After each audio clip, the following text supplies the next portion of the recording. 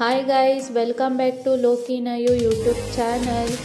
ಬೇಗ ಯಾರೆಲ್ಲ ಸಬ್ಸ್ಕ್ರೈಬ್ ಮಾಡಿಲ್ಲ ಸಬ್ಸ್ಕ್ರೈಬ್ ಮಾಡಿ, ಬೆಲ್ ಬಟನ್ ಮೇಲೆ ಕ್ಲಿಕ್ ಮಾಡಿ, ಲೈಕ್ ಮಾಡಿ, ಕಮೆಂಟ್ ಮಾಡಿ, ಶೇರ್ ಮಾಡಿ. ಇವತ್ತು ನಾನು ನ್ಯೂ ರೆಸಿಪಿಯೊಂದಿಗೆ ಬಂದಿದ್ದೇನೆ. ನಾನಿವತ್ತು ಹಾಗಲಕಾಯಿ ಯೂಸ್ ಮಾಡಿಕೊಂಡು ಚಟ್ನಿ ಪುಡಿ ಹೇಗೆ ಮಾಡೋದು ಅಂತ ತೋರಿಸ್ತಾ ಇದ್ದೀನಿ. ಬನ್ನಿ ನೋಡೋಣ. ನಾನಿಲ್ಲಿ 2 ಹಾಗಲಕಾಯಿ ತೊಗೊಂಡಿದ್ದೀನಿ. ಅದನ್ನು ಫುಲ್ಲು ಚಿಕ್ಕದಾಗೆ ಸ್ಲೈಸಾಗಿ ಕಟ್ ಮಾಡ್ಕೋಬೇಕು. ಎಷ್ಟು ಚಿಕ್ಕದಾಗುತ್ತೆ ಅಷ್ಟು ಚಿಕ್ಕದಾಗಿ ಕಟ್ ಮಾಡ್ಕೋಬೇಕು. ನೋಡಿ, ಈ ಥರ ಕಟ್ ಮಾಡಿಕೊಂಡ್ರೆ ಸಾಕು. ಅದೇ ಥರ 2 ಹಾಗಲಕಾಯಿನೂ ಕಟ್ ಮಾಡ್ಕೊಳ್ಳೋಣ. ಬಿಳಿ ಹಾಗಲಕಾಯಿಗಿಂತ ಈ ಹಾಗಲಕಾಯಿ ತೊಗೊಂಡ್ರೆ ತುಂಬ ಚೆನ್ನಾಗಿರುತ್ತೆ. ಮತ್ತು ಅದರಲ್ಲಿರೋ ಬಿತ್ತ ಎಲ್ಲ ತೆಗೆದುಬಿಡೋಣ, ಇಲ್ಲಾಂದರೆ ತುಂಬ ಕಹಿ ಆಗುತ್ತೆ. ಇವಾಗ 3 to 4 ಸ್ಪೂನಷ್ಟು ಆಯಿಲ್ ಯೂಸ್ ಮಾಡ್ತಾ ಇದ್ದೀನಿ. ಮತ್ತು ಹಾಗಲಕಾಯಿನ 2 ಭಾಗವಾಗಿ ಹಾಕೋತಾ ಇದ್ದೀನಿ. ಒಂದೇ ಸಲ ಎಲ್ಲ ಹಾಗಲಕಾಯಿನ ಹಾಕ್ಕೊಂಡ್ರೆ ಡೀಪಾಗೆ ಫ್ರೈ ಆಗೋಲ್ಲ. ನಾನು ಅದಕ್ಕೆ ಇಲ್ಲಿ 2 ಭಾಗವಾಗಿ ಹಾಕ್ಕೊಂಡು ಫ್ರೈ ಮಾಡ್ಕೋತಾ ಇದ್ದೀನಿ.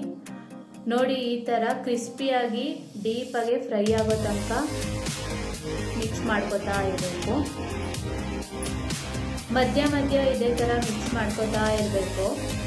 ಇದು 4 to 5 ಮಿನಿಟ್ಸ್ ಫ್ರೈ ಮಾಡಿಕೊಂಡ್ರೆ ಸಾಕು. ನೋಡಿ, ಈ ಥರ ಕ್ರಿಸ್ಪಿಯಾಗಿ ಬರುತ್ತೆ.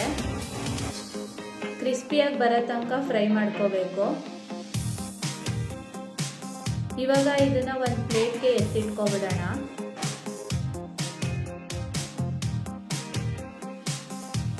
ಇವಾಗ ಉಳಿದಿರೋ ಹಾಗಲಕಾಯಿ ಎಲ್ಲ ಹಾಕ್ಕೊಂಡು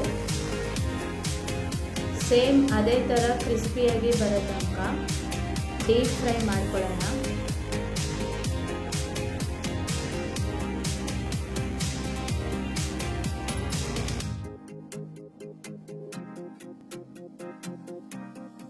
ಇವಾಗ ಕಡಲೆ ಬೀಜ ಆ್ಯಡ್ ಮಾಡ್ಕೊಳ್ಳೋಣ. ಆಯಿಲ್ ಯಾಕೆ ಈ ಕಲರ್ ಇದೆ ಅಂದರೆ ಹಾಗಲಕಾಯಿ ಹುರಿದಿರೋ ಎಣ್ಣೆಯಲ್ಲೇ ಮಾಡ್ತಾ ಇರೋದಲ್ವ, ಅದಕ್ಕೆ ಆ ಕಲರ್ ಇದೆ. ಕಡಲೆ ಬೀಜ ಇಷ್ಟ ಇಲ್ಲ ಅನ್ನೋರು, ತಿನ್ನಲ್ಲ ಅನ್ನೋರು ಸ್ಕಿಪ್ ಕೂಡ ಮಾಡ್ಬೋದು. ಉಳಿದಿರೋ ಎಣ್ಣೆಯಲ್ಲಿ 1 ಹಿಡಿ ಕರಿಬೇವನ್ನ ಹಾಕಿ ಫ್ರೈ ಮಾಡಿಕೊಂಡು ಒಂದು ಬಟ್ಲಲ್ಲಿ ಎತ್ತಿಟ್ಕೊಂಬಿಡೋಣ.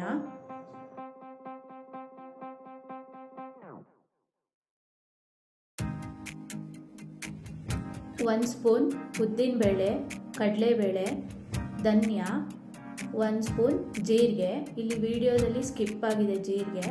1 ಸ್ಪೂನ್ ಜೀರಿಗೆ ಆ್ಯಡ್ ಮಾಡ್ಕೊಳ್ಳಿ. ಇದನ್ನು ಸ್ವಲ್ಪ ಫ್ರೈ ಮಾಡಿಕೊಂಡು ಹುಣಸೆಹಣ್ಣು, ಕೊಬ್ಬರಿ ಹಾಕಿ ಫ್ರೈ ಮಾಡ್ಕೊಳ್ಳೋಣ.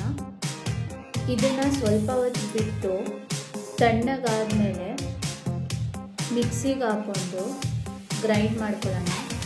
ನೋಡಿ, ಈ ಥರ ಗ್ರೈಂಡ್ ಮಾಡ್ಕೋಬೇಕು. ಇವಾಗ ಗ್ರೈಂಡ್ ಮಾಡಿರೋ ಪೌಡರ್ ಜೊತೆನೆ ಫ್ರೈ ಮಾಡಿರೋ ಹಾಗಲಕಾಯಿ ಎಲ್ಲನೂ ಆ್ಯಡ್ ಮಾಡ್ಕೋತಾ ಇದ್ದೀನಿ. ಇದಕ್ಕೆ ಸ್ವಲ್ಪ ಕ್ವಾಂಟಿಟಿಯಷ್ಟು ಕಡಲೆ ಬೀಜ ಆ್ಯಡ್ ಮಾಡಿದ್ದೀನಿ. ಸ್ವಲ್ಪ ಕ್ವಾಂಟಿಟಿಯಷ್ಟು ಕರಿಬೇವು ಆ್ಯಡ್ ಮಾಡಿದ್ದೀನಿ. ಇದಕ್ಕೆ 1 ಹಿಡಿಯಷ್ಟು ಬೆಳ್ಳುಳ್ಳಿ ಆ್ಯಡ್ ಮಾಡಿದ್ದೀನಿ. 1 or 2 ಸ್ಪೂನಷ್ಟು ಅಚ್ಚ ಖಾರದ ಪುಡಿ ಆ್ಯಡ್ ಮಾಡ್ತಾ ಇದ್ದೀನಿ. 1/4 ಟೀ ಸ್ಪೂನಷ್ಟು ಅರಿಶಿಣದ ಪುಡಿ ಆ್ಯಡ್ ಮಾಡಿದ್ದೀನಿ. ರುಚಿಗೆ ತಕ್ಕಷ್ಟು ಉಪ್ಪನ್ನ ಆ್ಯಡ್ ಮಾಡ್ಕೊತಾ ಇದ್ದೀನಿ. ಇದನ್ನ 2 to 3 ರೌಂಡ್ಸ್ ಗ್ರೈಂಡ್ ಮಾಡ್ಕೊಳ್ಳಿ. ಸ್ವಲ್ಪ ತರ್ತರಿಯಾಗಿ ಇರಲಿ, ಜಾಸ್ತಿ ಗ್ರೈಂಡ್ ಮಾಡಿಕೊಂಡ್ರೆ ಚೆನ್ನಾಗಿರಲ್ಲ. ಇದಕ್ಕೆ ಸ್ವಲ್ಪ ಕ್ವಾಂಟಿಟಿಯಷ್ಟು ಎಣ್ಣೆಯಲ್ಲಿ ಹುರಿದಿರೋ ಕರಿಬೇವು ಗರಿಗರಿಯಾಗಿದೆ, ಅದನ್ನು ಈ ಥರ ಸ್ವಲ್ಪ ಮಿಕ್ಸ್ ಮಾಡಿಕೊಂಡು ಆ್ಯಡ್ ಮಾಡ್ಕೊತಾ ಇದ್ದೀನಿ. ಅದಕ್ಕೆ ಉಳಿದಿರೋ ಕಡಲೆ ಬೀಜನೂ ಆ್ಯಡ್ ಮಾಡ್ಕೊಂಡಿದ್ದೀನಿ. ಇವಾಗ ಇದನ್ನು ಫುಲ್ಲು ಚೆನ್ನಾಗಿ ಮಿಕ್ಸ್ ಮಾಡ್ಕೊಳ್ಳೋಣ.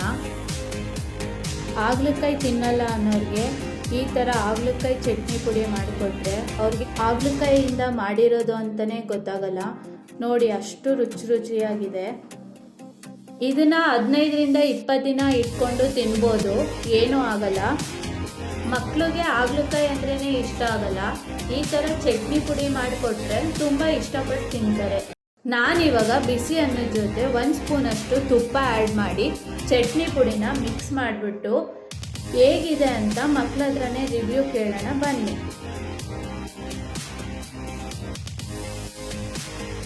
ವಾವ್, ಸೂಪರ್ ಆಗಿದೆ.